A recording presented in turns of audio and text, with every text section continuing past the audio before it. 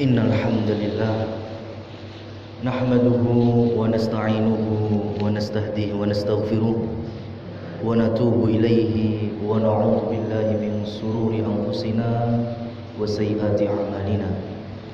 Man yahdihillahu fala mudilla lahu wa man yudlil fala hadiya lahu. Asyhadu an la ilaha illallah wahdahu la syarika lahu wa asyhadu anna Muhammadan abduhu wa rasuluhu la nabiyya wa la rasula ba'da. Faqala Allah ta'ala ya ayyuhalladzina amanu taqullaha haqqa tuqatih wa la tamutunna illa wa antum muslimun. Wa qala ya ayyuhan nasu taqu rabbakumul ladzi khalaqakum min nafsin wahidah wa khalaqa minha zawjaha wa batha minhuma rijalan katsiran wa nisaa wattaqullaha alladzi tasaaluna bihi wal arham innallaha kana 'alaikum raqiba. Wa qala aydan ya ayyuhalladzina amanu taqullaha wa qulu qawlan sadida yuslih lakum a'malakum wa yaghfir lakum dhunubakum wa man yuti'illaha wa rasulahu faqad faza fawzan 'azima. Amma ba'du fa inna asdaqal hadithi kitabullah wa khairal hadi Muhammadin sallallahu alaihi wasallam wa syarrul umuri muhdatsatuha fa inna kulla muhdatsatin fid din bid'ah wa kulla bid'ah dhalalah wa kulla dhalalatin finnar. Ayyuhan nas ma'asyiral muslimin, sidang Jumat rahimani wa rahimakumullah tabaraka wa ta'ala. Sebagaimana khatib membuka khutbah berwasiat kepada diri pribadi dan juga kepada jamaah yang lain, berikutnya segenap kaum muslimin, wasiat takwa sebagaimana wasiat ini dilafadzkan dan diucapkan oleh sahabat yang mulia Ali ibn Abi Thalib radhiyallahu ta'ala anhu, yang mana kita berada di tengah hari Jumat, punya niat, punya satu visi dan misi, yaitu taqarrub, lebih mendekatkan diri kepada Allah di dalam menghadiri sidang Jumat dan juga salat Jumat berjamaah, yang mana ini salah satu bentuk dari ketakwaan, at-taqwa al-khaufu minal jalil, yaitu mengedepankan rasa takut, menanamkan rasa takut kepada al-jalil, yaitu Allah subhanahu wa ta'ala. Buktinya dengan datang di majelis Jumat. Wal amalu bit tanzil, kemudian kita aplikasikan, kita praktekkan dalam bentuk amal-amal yang sesuai daripada at-tanzil, yaitu wahyu Allah, Quran, dan juga pensyarahnya hadis an-nabawiyah, yaitu sunnah-sunnah Nabi yang lainnya. Kita praktekkan sekarang. Ada khutbah, ada khatib, kemudian di sana dilantunkan hamdalah, dilantunkan wasiat takwa, kemudian nanti juga dengan izin Allah kita salat Jumat berjamaah. Berikutnya, takwa juga dalam bentuk makna wal qanaa'atu bil qalil, yaitu merasa qanaah, merasa cukup meskipun itu sedikit secara jumlah.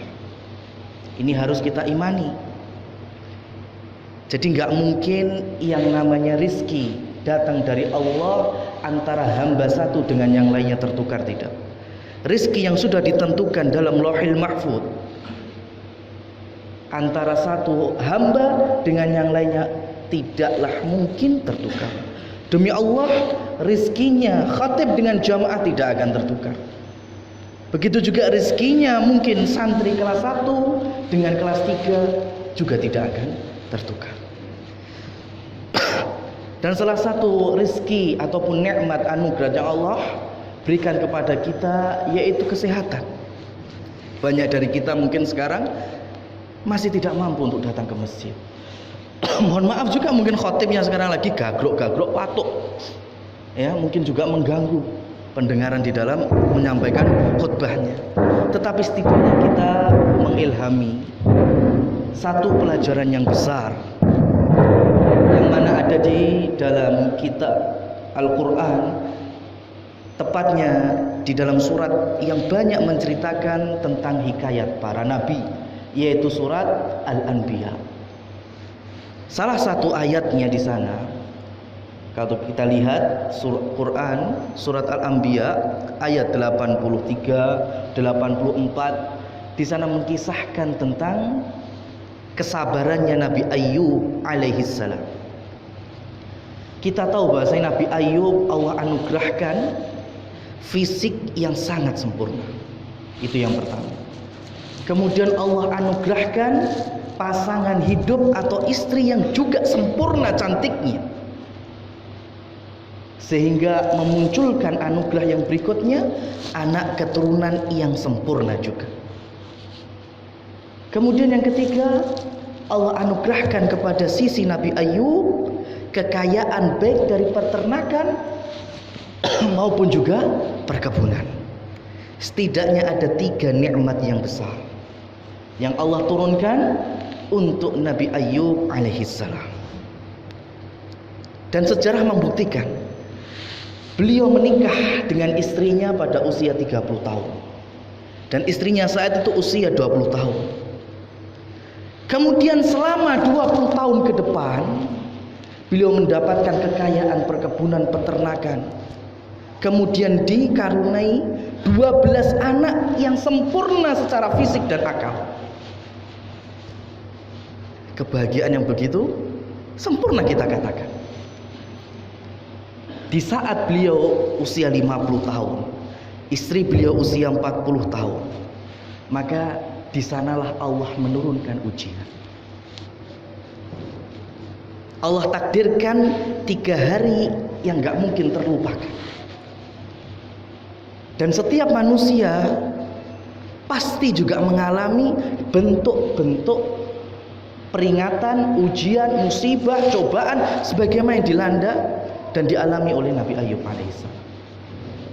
Jadi kita ambil ibrohnya di sini.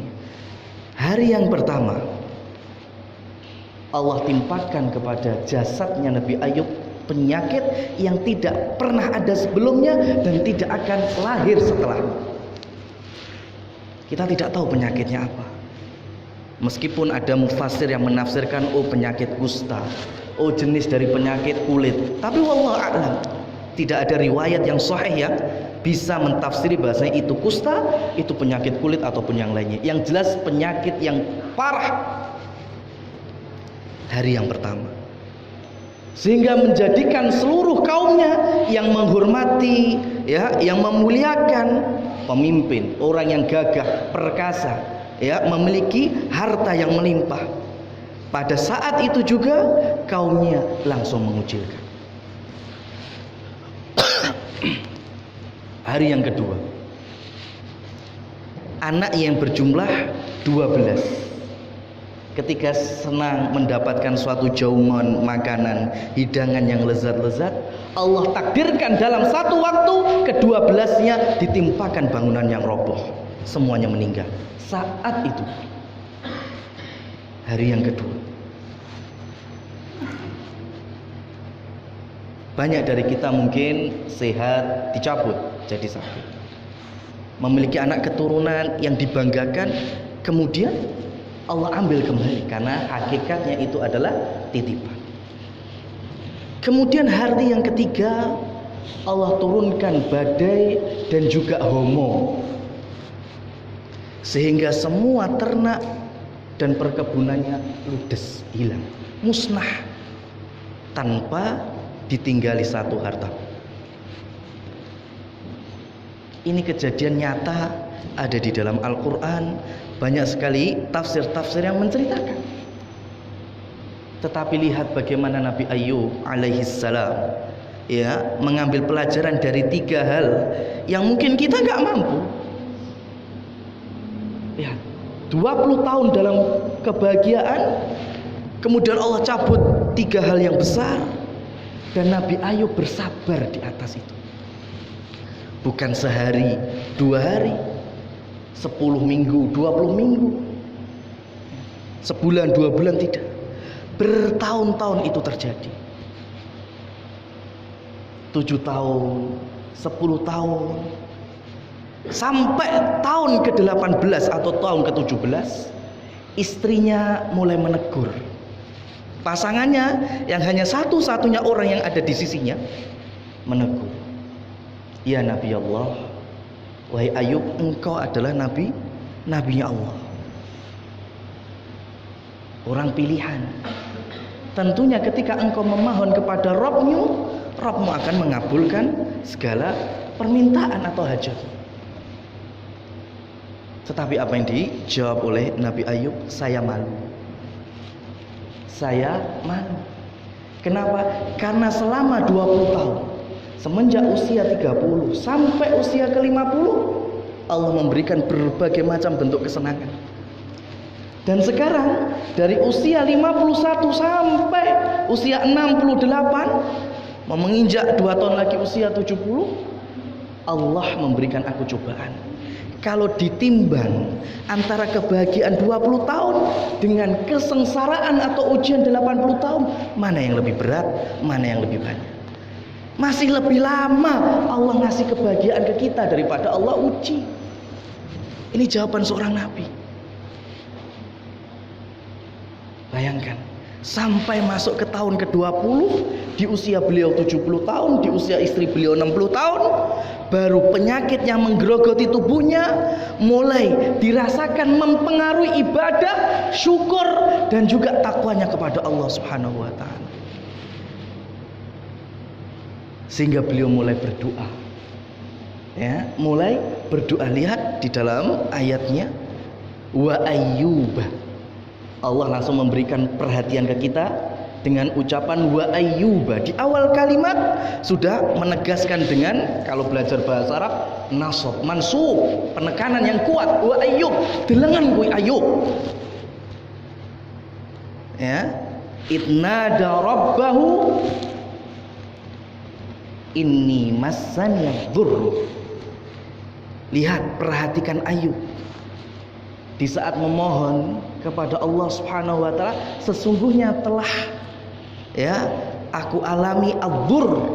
Adzur itu suatu dharuri, ya, suatu hal yang kritis. Jadi kalau penyakit, ya penyakit yang cukup parah, cobaan yang besar, disebut dzur. Jadi bukan ujian yang mudah, ujian yang berat, yang sampai merobohkan atau merontokkan sisi ibadahnya. Ini kata Nabi Ayub, ya Allah, aku mengalami dzur. Bagaimana ini? Fa anta arhamar rahimin. Adapun engkau adalah maha penyayang. Lihat, Nabi Ayub masih santun mengucapkan dengan derita yang beliau alami, ya, masih santun, sesungguhnya engkau adalah maha penyayang. Wis terserah, ya, seakan-akan beliau memasrahkan diri kepada Allah. Allah menyembuhkan, beliau bersyukur. Allah menambah cobaan, beliau juga tetap bersabar. Di tahun ke-20 seimbang antara kebahagiaan dan juga kesengsaraan.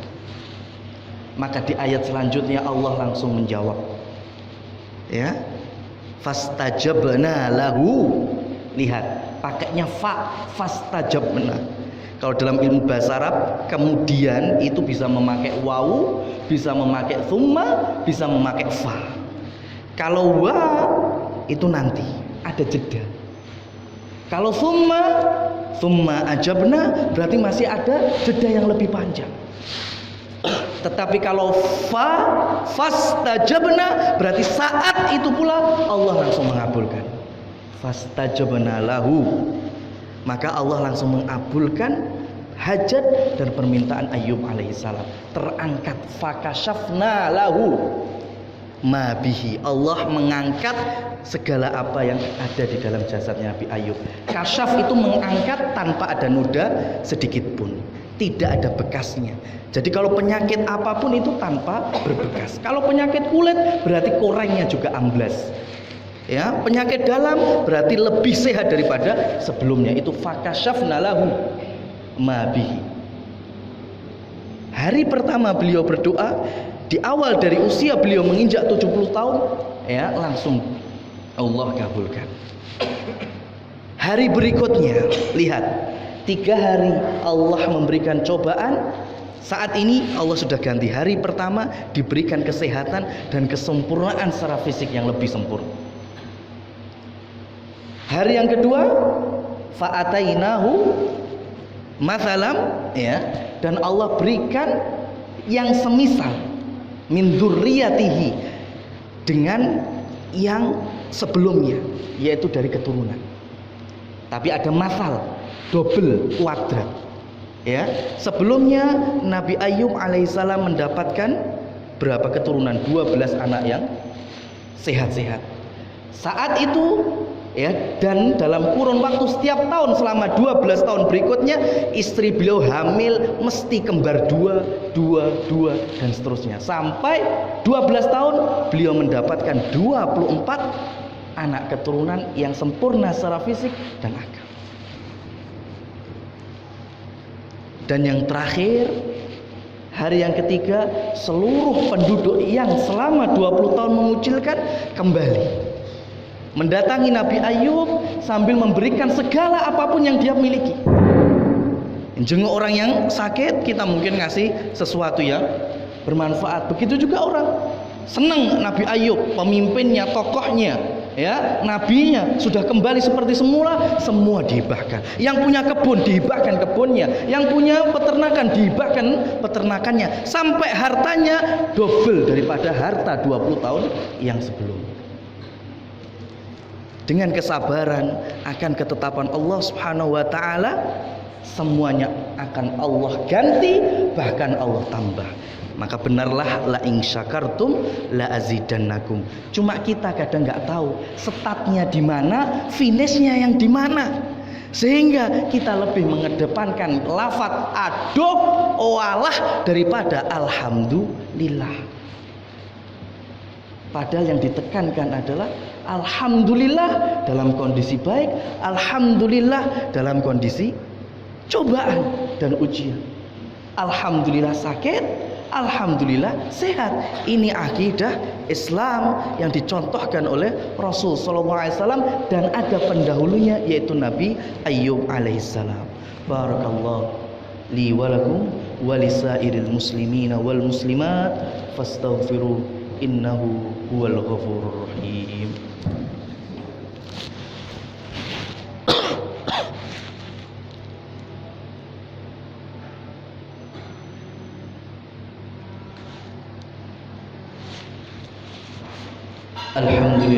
Alhamdulillahi wa kafa, wassalatu wassalamu ala rasulina al-mustafa wa ala alihi wa ashabihi wa man tabi'ahum bi ihsanin ila yaumiddin. Kita tutup dalam khutbah yang kedua.